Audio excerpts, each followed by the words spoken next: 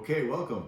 Today is going to be a quick video. We're going to talk about a simple concept that I call sequential thinking. So sequential thinking is a mental model that has helped me a lot in life, in business, and I think it could benefit you as well. So what sequential thinking is the idea that most truth is not black and white. Okay, it's not this or that. It's somewhere in the middle, somewhere in the gray area. Now, what determines where the truth is the sequence or the timing of the situation. Now, I'm going to give you guys some examples so that you really understand this. Example number one, and I'll give you some business examples. So example number one would be people look at rich people that are wealthy, and they say that because this wealthy person has multiple streams of income, I need to have multiple streams of income. That's the way to get rich, right? Well, what sequential thinking will do is say, let's look at the sequence. Let's look at what this wealthy person was doing when he was in my situation. How did he get wealthy?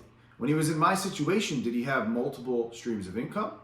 Or did he have one thing that he went all into that made him a lot of money and then eventually had a surplus of money and he had to invest it into other things, right? So it's not black and white. It's not look at where they are now and say, this is what they're doing now, so that's what I have to do to get to where they are. No, it doesn't work like that. It's about the sequence of the events that happen.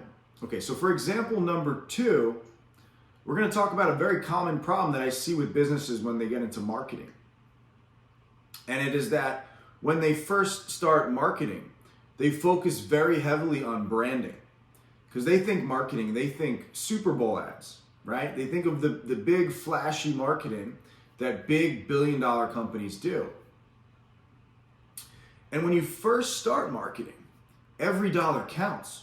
You don't have the budget that these big billion-dollar companies do. So you can't take a brand marketing approach in the beginning. In the beginning, you need money. So there's something called direct response marketing, which is where every dollar you spend, you track. You spend $1 and you try to make $5 back. That's direct response. That's a much better marketing approach to take in the beginning. And usually with sequential thinking, if you look at these big businesses, if you look at how they marketed in the beginning, they were using more of a direct response method. Okay? They were using that. They weren't branding. They weren't running Super Bowl ads in the beginning. That's not what they were doing, right? That's not what got them there. Okay, one last example I want to leave you with. This is more of a life example. It's kind of similar to the first example I gave you, but it is a specialist versus a generalist, okay? You hear a lot of mixed reviews. You hear a lot of different people saying different things. Should I be a specialist? Should I be a generalist and know a lot about a lot? Should I be the specialist that knows a lot about one thing, right? And people like to think in black and white. So they like to say, this is the right way, or this is the right way. They like to say Democrat, Republican. That's how people like to think. And with specialist versus generalist, you can actually, if you read, I'm a big reader, there are a lot of books that talk about specializing. There's a book called The One Thing, very popular book. There's also, on the other side, a book about generalizing. There's a book called Range, very popular book. Both are bestsellers and both are very good books. One is on one side, the other is on the other side. Range is about doing a lot of things and understanding a lot of different, having knowledge in a lot of different areas. One Thing is about specializing, go all into one thing.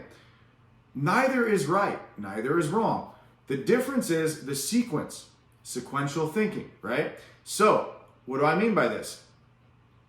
With this example, what I would say is it's probably better to be a generalist in the beginning of your career. So if you're in the beginning of your career, if you're young, if you're in your 20s, and you're just starting out, it's probably good to try a bunch of different things. Even when you're a kid, when you're in your teenage years, right? It's probably good to learn all these different things and get a lot of knowledge and also find out what your interests are, find out what your talents are, what your skills are, find out what you're good at, find out what you're passionate about. And then once you figure out what that thing is that you are really, really good at, once you understand your skill set, your passion, and you find that perfect area for you to thrive in, then you go all in. right? Then you become a specialist in that area, right? So it's about the sequence. So in the beginning, it's probably better to have more range. It's probably better to be 80% a generalist and 20% a specialist.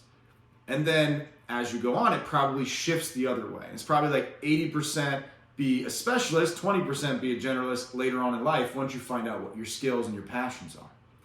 Okay, and that's example number 3.